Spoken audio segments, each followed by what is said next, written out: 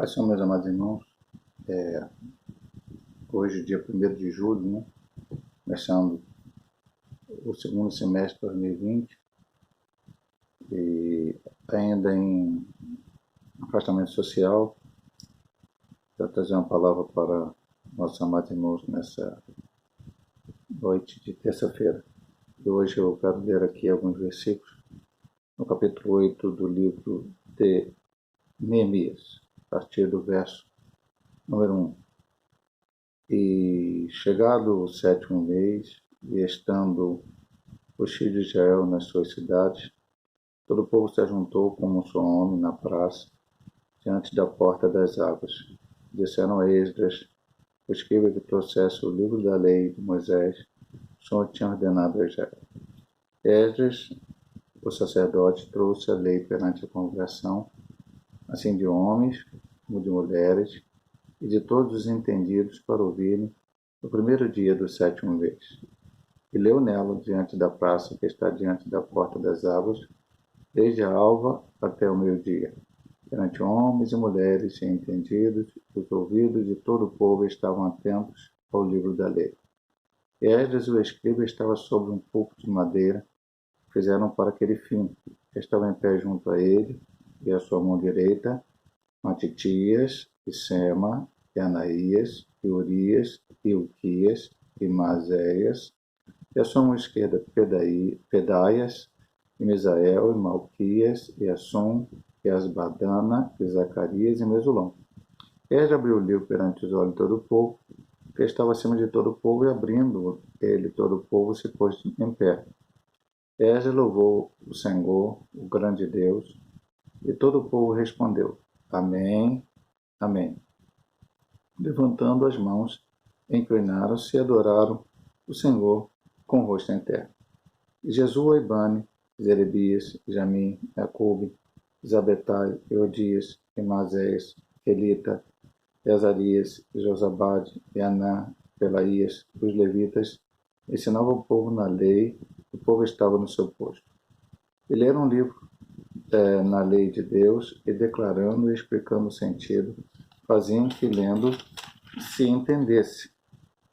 E Neemias, que era o Tirsata, e o sacerdote Esdras, o escriba, e os levitas, que ensinavam ao povo, disseram a todo o povo: Este dia é consagrado ao Senhor, vosso Deus, pelo que não vos lamenteis, nem choreis, porque todo o povo chorava, ouvindo as palavras da lei. E disse-lhes mais: Ide e comei as gorduras, e beber as doçuras, enviai porções aos que não têm nada preparado para si, porque esse dia é consagrado ao nosso Deus. Portanto, não vos entristeçais, porque a alegria do Senhor é a vossa força. Texto bastante forte, bastante lindo, para nós entendermos aqui um pouco mais, refletindo na palavra de Deus. Quem era Neemias, o homem que escreveu este livro? Era um dos exilados de Israel, do cativeiro. Esse homem servia na corte do rei Artaxerxes I. Você vai ler isso lá no primeiro capítulo. Ele recebeu uma notícia que Judá, Jerusalém, estava em penúria, porque lá atrás, Nabucodonosor e seus exércitos, no momento em que levaram o povo para o cativeiro, então destruíram a cidade, destruíram o templo, destruíram tudo. E depois, passados 70 anos no cativeiro, ninguém tomando conta, então aí piorou mais ainda. Ele ficou um pouco preocupado com aquilo, ou muito preocupado com aquilo, com as coisas de Deus. Ele era copeiro do rei. Normalmente o copeiro do rei, o que ele fazia? O que o rei fosse beber, antes ele bebia. Normalmente era assim, naquelas grandes nações, que reis poderosíssimo, né? Sempre tinha alguém querendo trair o rei. Muitas vezes isso podia acontecer. E muitas vezes as pessoas podiam usar um veneno para matar o rei. Então, normalmente o copeiro ele bebia a primeira bebida para saber se a bebida estava envenenada. Se ele bebesse, acontecesse alguma coisa, logicamente ele morresse, o rei não beberia aquela bebida. E para ter esse cabo, teria que ser um homem de altíssima confiança. Se se achasse alguma coisa errada nele, ele seria afastado. Nós podemos lembrar lá no tempo de Faraó no Egito, no tempo de José, e quando José estava na prisão, o copeiro e o padeiro houveram alguma desconfiança neles. Eles foram levados para o cativeiro e depois foram levados de volta à presença de Faraó, só que o padeiro realmente para morrer e o copeiro voltou a ser, o copeiro voltou a ter confiança de Faraó. Passados 2 anos ele se lembra de José por causa do sonho de Faraó e acaba José passando para a situação de interpretar o sonho de Faraó e ser o segundo no reino. Então, era uma ocupação importantíssima. Mas ele ficou preocupado, ele orou ao Senhor, depois compareceu diante do rei, e o rei disse, poxa, eu nunca vi você triste, você está meio estranho, está meio diferente, o que está vendo? E a Bíblia diz que ele, na mesma hora que o rei pergunta isso, ele ora e explica ao rei a situação. E o rei pergunta, o que você quer? Eu queria ir lá e ver como está acontecendo. Ele disse, sim, depois eu volto e tal. E o rei permitiu. Ele permitiu que isso acontecesse. Porque isso era o projeto de Deus. E a gente tem que entender bem isso, meu amado irmão. Volto a dizer, já disse várias vezes aqui, pregando para os irmãos. As coisas não são... A gente acha que as coisas estão acontecendo na nossa vida de qualquer maneira. Se você é um servo de Deus, remido e lavado no sangue cordeiro, se você é fiel ao Senhor, se você confia na sua palavra, as coisas que acontecem na sua vida, em todos os campos dela, não só na vida religiosa, espiritual, mas na tua vida Deus está trabalhando. Veja bem, copeiro do rei da Pérsia não era uma função religiosa, não era uma função espiritual, mas por ter aquela condição, porque Deus permitiu que ele se colocasse naquela condição, colocou ele para ser numa terra estranha. Eu sempre lembro disso. Qual a posição de Neemias? Era um cativo. Era alguém que estava sobre o cativeiro. É alguém que estava em outra terra. Mas várias pessoas na Bíblia Sagrada que tiveram situações dessa desconfortáveis aproveitaram a sua oportunidade para fazer a coisa certa. Acabei de citar José, que foi cativo, mas não ficou ali lamentando, eu sou cativo, estou aqui e tal, meus irmãos venderam. Não. Ele continuou servindo a Deus, foi injustiçado na casa de Potifar, depois até foi esquecido pelo copeiro durante 2 anos, depois que ele revelou o sonho, mas depois Deus colocou ele na posição certa, e depois no final ele fala para os irmãos sobre isso. A menina que vivia com Naamã, e fez, cara, eu estou aqui, sou escravo de Naamã, falou, se Naamã estivesse lá em Israel, falou para José, né, se meu senhor, né, no caso de Naamã, falou, estivesse lá, ele seria curado de lepra, e nós sabemos o resultado final que aconteceu. Neemias estava lá, porque Deus permitiu que ele fosse copeiro daquele rei, e a partir disso, outras coisas aconteceriam. E ele acabou voltando, estando ali com o povo, vendo a situação, fazendo um planejamento do que poderia ser feito e recebendo do rei, mais adiante, a função de governador ali daquela parte onde estava Jerusalém. Por isso aqui no versículo 9 vai falar, ele era o Tirsata, o governador, e ele então juntou aquelas pessoas, moravam ali ainda, os que ficaram ali, incentivou-as e começaram a reconstruir o muro. Importante.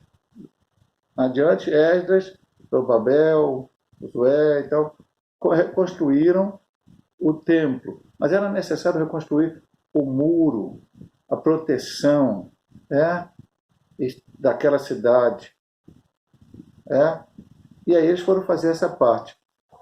Fazendo essa parte, houve perseguição? Houve. Eu tenho falado, meu amado irmão, sempre aqui para os irmãos, desse projeto amplo de Deus para a vinda do Messias.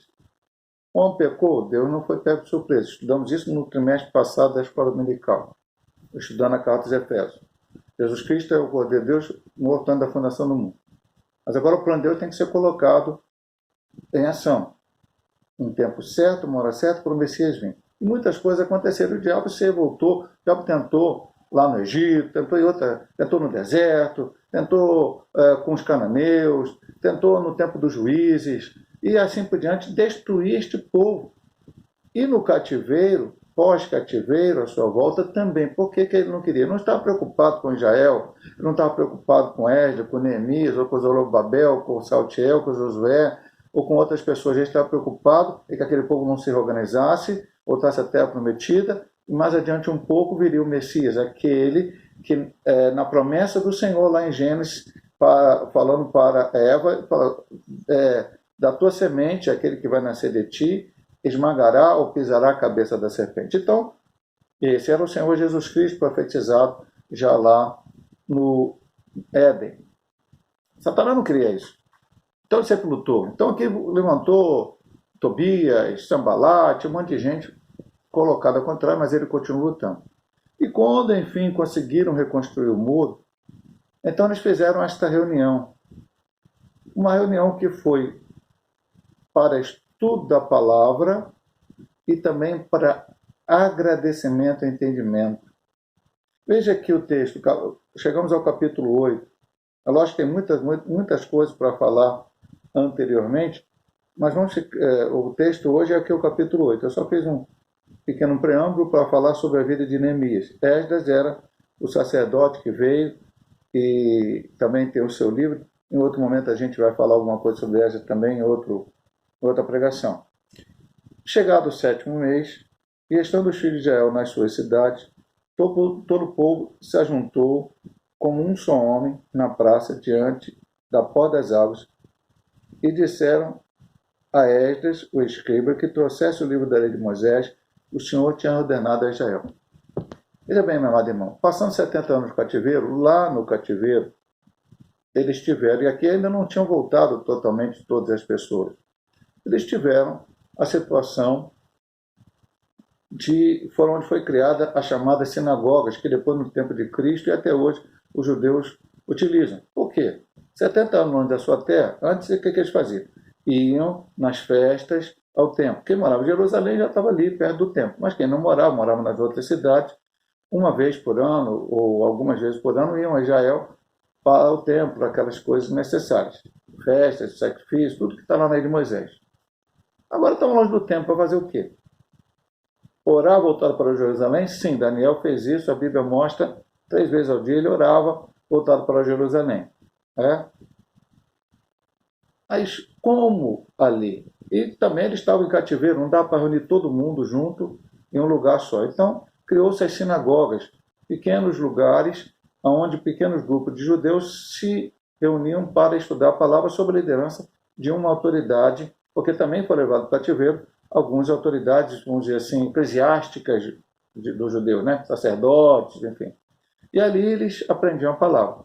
Mas agora eles voltaram. E agora cada um habitava ali na sua cidade, poucas pessoas. E resolveram marcar então essa reunião. Foram todo mundo para Jerusalém, pediram a Esdras que trouxesse o livro da lei do Senhor, a lei escrita por Moisés, as palavras ali, que não eram só ordenanças para fazerem assim, se não fizessem, iam pecar. A lei não era só acusações, mas a lei também era palavras de fé, de confiança, palavras de alento para as vidas deles. E Esdras, o sacerdote, trouxe a lei, versículo 2, perante a congregação, assim de homens como mulheres e de todos os entendidos para ouvirem no primeiro dia do 7º mês. Então começou ali que as pessoas ouvissem. Todo mundo reuniu e colocou-se ali a situação. E leu nela diante da praça que está diante da porta das águas, desde a alva até o meio-dia, perante homens, mulheres entendidos, ouviram todo o povo, estava atento ao livro da lei. Esse é um dos versículos-chave. Embora a parte, eu quero dar um destaque, seria no 10, a parte final. Mas Veja bem, olha o que diz aqui. Se leu da alva, ou seja, quando o sol se põe, normalmente para os judeus seriam 6 horas da manhã. De 6 horas da manhã até o meio-dia se leu a palavra de Deus para aquele povo. E diz mais, todo mundo estava atento ao livro da lei. A Bíblia diz, o salmista diz, vamos lá, uma coisa pedi ao Senhor que eu buscarei, que possa habitar na porta da casa do Senhor todo dia da minha vida, para que eu possa aprender no seu templo, contemplar a formosura do Senhor e aprender no seu templo. Ele diz outra, alegrei-me quando me disseram, vamos à casa do Senhor. Pastor, hoje eu não posso estar na casa do Senhor. Vamos lá, você não pode estar entre as 4 paredes, e agora até muitas igrejas até já voltaram ao normal. A nossa igreja metodista pentecostal ainda está apenas reunida aos domingos à noite, estamos com um zelo um pouco maior, orando, pedindo a oração de Deus, pelo menos a igreja a qual eu pastorei, Caxias, Santa Marta, Belfort Roxo e Nova Campinas. Brevemente, se Deus quiser, vamos voltar a ter mais trabalhos, mas por enquanto aos domingos à noite. Mas estamos aí um pouco afastados, não é como antes, tantos trabalhos, tantos evangelismo, não posso estar na casa de Deus. Mas você pode estar na tua casa, sim, lendo a Bíblia Sagrada. Ah, pastor, eu vou ler de alva até meio-dia? Talvez não, meu amado irmão, por causa da atividade, não vivemos no mundo. E aqui não, era todos os dias que eles fizeram isso, não fizeram isso nesse dia específico, pelaquela necessidade, o povo todo se juntou, depois tinha que voltar para suas casas, e ali foi feito. Mas como você não vai ler todo dia de alva até meio-dia, ou vai ler, você vai ler por um tempo, ou todos os dias, deve criar esse hábito e estar atento ao que Deus quer falar. Quando a igreja voltar, então você deve estar na casa do Senhor, na terça-feira para orar, na quinta para cultuar, no domingo para cultuar, na escola bíblica dominical para aprender. E aí, pastor, então eu não preciso mais, quando a igreja voltar, ler a Bíblia na minha casa. Não, meu amado irmão, muito mais ainda. Aprender na palavra de Deus. Aquele povo estava sequioso, precisava, queria ler a palavra. Precisamos amar esta palavra, porque essa palavra é a nossa bússola, o nosso guia. Veja o que acontece lá adiante. Aí ele fala no versículo 4 de vários homens que fizeram um púlpito e Esdras estava com todos esses homens nesse púlpito.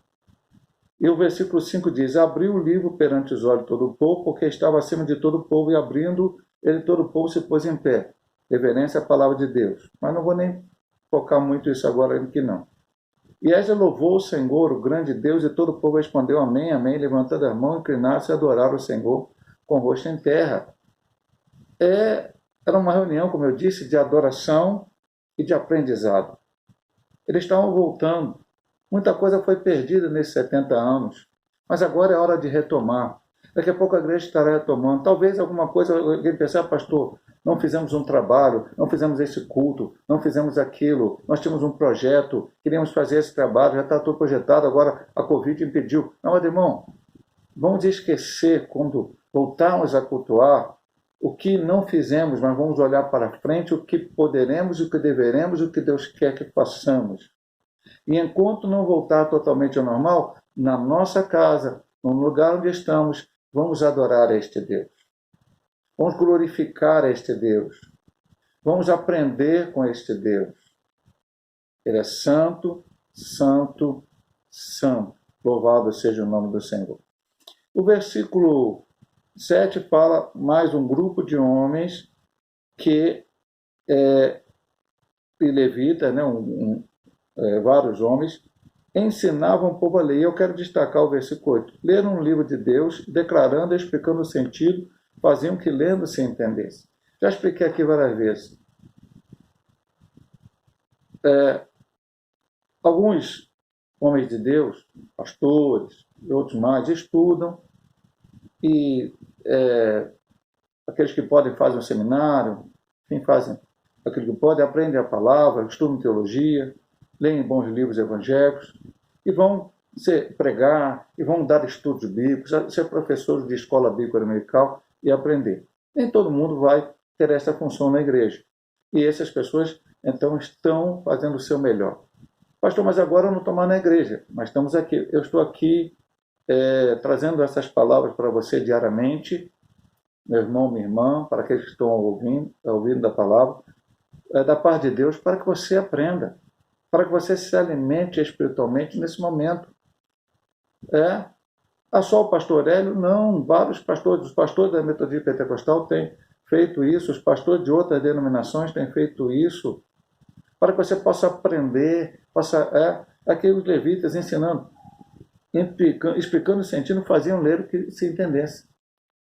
Mas eu, na minha casa, tenho que fazer isso? Sim, você pode fazer isso e deve fazer isso, ler a palavra com seu filho, com seu neto, com algum parente que ainda não conhece bem a palavra de Deus.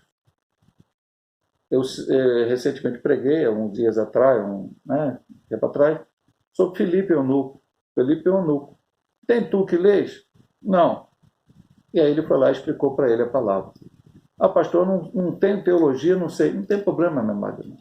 Você vai falar aquilo que o Espírito Santo vai colocar no teu coração e você vai abençoar a vida a qual tem esse propósito.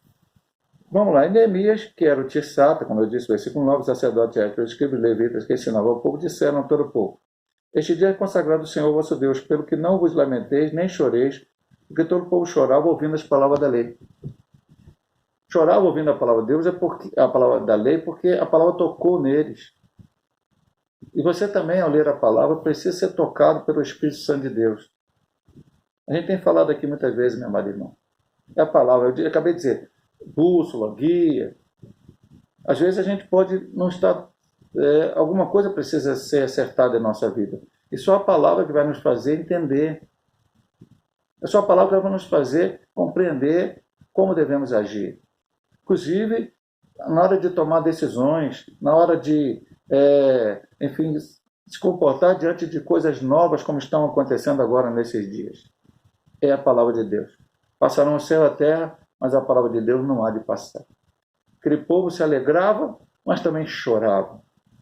E a última palavra, para terminar aqui a pregação, porque eu disse que eu queria destacar, depois ele disse, de comer e tal, doçura, gordura, beber doçura, porque o povo de Israel era acostumado a esse tipo de comer, se falou para dar até a quem não estava preparado, a quem não tinha nada. Ele termina dizendo, não vos entristeçais, porque a alegria do Senhor é a vossa força. A alegria do Senhor é a nossa força? Sim, meu amado irmão. Não é a alegria do mundo. Como é que é a alegria do mundo, pastor? A alegria do mundo, vou te dar alguns exemplos assim. O meu time foi campeão, o meu time ganhou um jogo, estou alegre. Daqui a 3 dias, meu time perde o jogo, eu estou triste. Daqui a mais 3 dias, o time empata o jogo, aí eu estou meio triste, meio alegre. Não sei. Vai depender do próximo jogo, vai depender do campeonato. É uma alegria que é passageira, porque é de momento. Eu consegui um emprego novo agora. Eu estou alegre. Mas quando chega no emprego novo, às vezes dá um problema lá no emprego, aí já estou triste. Eu consegui passar para a faculdade ou para outro curso. E, alegria. Mas quando chega lá no curso, as provas são difíceis, as aulas são difíceis, aí eu já fico meio preocupado, meio triste. Então a vida humana é assim. Nós não vamos viver. Não tem problema nenhum nada disso. Você vai fazer o que você tem que fazer aqui na Terra. Essa é a alegria humana. Mas a alegria do Senhor, ela é diferente. A alegria do Senhor, ela vem conosco. Por quê? Por que eu sou alegre? Sou alegre porque eu sou salvo, remido e lavado no sangue do Cordeiro. Eu sou alegre porque Jesus prometeu estar comigo todos os dias até a consumação dos séculos. Eu sou alegre porque o Senhor disse que no momento da tribulação Ele estaria conosco. Não é difícil. O que seria de nós sem o Senhor? Israel só conseguiu passar pelo cativeiro babilônico de 70 anos, porque o Senhor foi com eles também ali no cativeiro. É só você ver lá Daniel, o que aconteceu com Daniel e os seus amigos. Outro livramento foi no cativeiro. O rei fala, vou jogar na cova do leão, Deus dá livramento. Vou jogar na fornalha de fogo, Deus dá livramento. Vou matar todo mundo que não sabe interpretar o sonho. Deus vai lá dar a interpretação do sonho. Um cativeiro. Então o povo que lá viveu, naquele momento, esteve alegre, não por causa do cativeiro, não porque está longe da sua terra, mas porque eles tinham um Deus que estava guardando eles, um Deus que eles serviam. Não pararam de orar, não pararam de se reunir na sinagoga para estudar a palavra de Deus, não pararam de buscar o Senhor. É isso que temos que fazer nesse momento difícil. Isaías chega a dizer, buscar o Senhor enquanto se pode achar, invocar enquanto Ele está perto. Brevemente o Senhor Jesus vai voltar para arrebatar a sua igreja e nós vamos subir para a glória. E é isso que nós estamos aguardando. Eu vou orar por você, meu amado irmão, pedindo a bênção do Senhor para a tua vida. Pai amado, Pai querido, estamos vivendo momentos difíceis, é uma realidade, mas o Senhor continua sendo Deus. O Senhor foi Deus com aquele povo e livrou ele lá, por exemplo, no Egito, 400 anos, e o Senhor esteve com ele 400 anos prosperando, e depois o Senhor tirou ele como um forte. O Senhor foi com o povo no cativeiro 70 anos, e por isso eles tiveram força, continuaram firme, unidos, e o Senhor os tirou do cativeiro, e o levou de volta à terra prometida. E o Senhor está conosco. O Senhor Deus, a cada dia, nos dá a tua alegria, não a alegria do mundo, porque esse mundo, Senhor Deus, tem uma alegria passageira, Senhor Deus, uma alegria efêmera, mas a nossa alegria é do Senhor. Se algum dos teus servos, diante das situações que estamos vivendo nesse momento, o problema, tribulações, está triste, coloca a tua alegria nos seus corações, Senhor Deus. Te peço uma bênção para aqueles que estão enfermos, vai curando, dando a solução aos problemas, nos ajudando, Senhor, a continuar firme, constante, abordando a tua obra até o dia final. Obrigado por todas as tuas bênçãos. Te agradecemos em nome de Jesus. Amém. Deus possa abençoar a tua vida, meu amado irmão, minha amada irmã, em nome de Jesus.